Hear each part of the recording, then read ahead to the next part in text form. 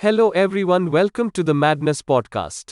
In this episode, we will learn about how are you inventing your life today? Organisms do not experience environments, they create them. From a Simpler Way by Margaret Wheatley.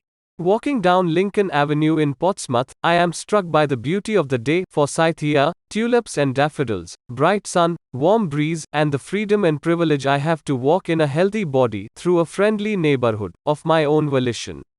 I think about how much I take for granted and how easy it is to feel centered and content when life is easy, flowing, and conflict free. The day before was not so. It was rainy, windy, and cold. I hadn't slept and woke up short tempered and irritable. A project I'd been putting off could not be postponed any longer, and I knew I had to finish it even though I had no inspiration for it. My body ached from hard Aikido practice the night before, and I felt tired and lacked energy. I opened a window and spilled a potted plant all over my office floor. And the last piece of my favorite toasting bread had mysteriously disappeared from its storage place. Tomorrow, who knows? As my friend Carol says, life can fall on your head at any moment. So how do I walk my talk, change my attitude, adjust my goals, and reinvent my life even when I don't feel like it? I kept thinking, you can do this, this is great, exactly what you look for, ideal opportunities to practice. Center, breath, laugh. Sure, it's easy to be centered when things are going your way. This is the perfect day to practice when they aren't. I'm embarrassed to say that it was still hard. The only good news that I was able to give myself was that I noticed. I could see I was having a pity party, which was a step in the right direction. Friend and colleague Joy Jacobs called this ability to step outside ourselves and acknowledge our reactions meta-communication. My meta-communicator is the role that says, hey, Judy, you're really having a strong reaction to that plant falling over. Whoa. Are you sure you want to throw it through the window? Right, probably not. The meta-communicator is the insulation between my reaction and my response. It keeps me from getting dragged down an emotionally reactive path that I will probably regret. The ability to meta-communicate is a sign of emotional intelligence, analogous to self-awareness, and essential to self-control. Without the ability to meta-communicate, I get lost in the emotion and identify with it.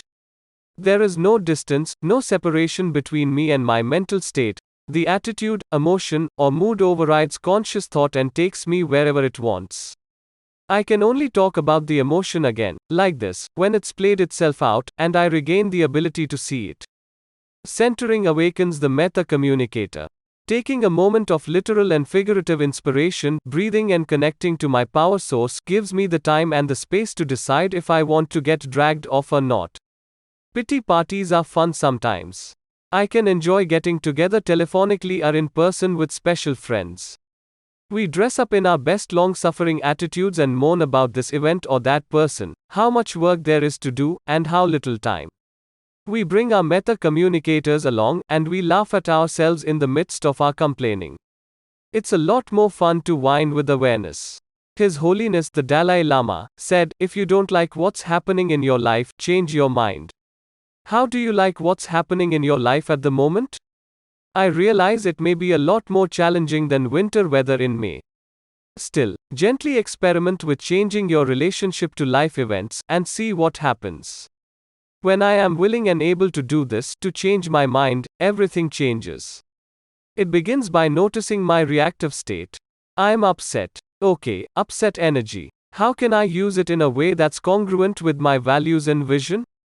I take charge of it before it takes charge of me. I begin to travel a path of power and presence instead of a path of reactivity and regret.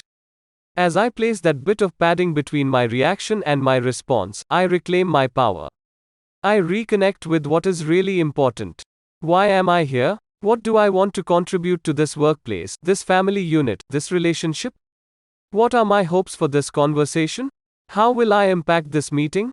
More sunny days and uplifting moments are on the horizon.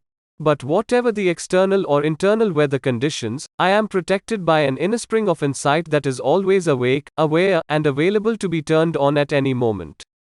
And I remember all that I have to be grateful for, including the privilege of having unsettling emotions. How are you inventing your life today, this moment? Is life a struggle, or does it flow? It's possible that the answers are really up to you.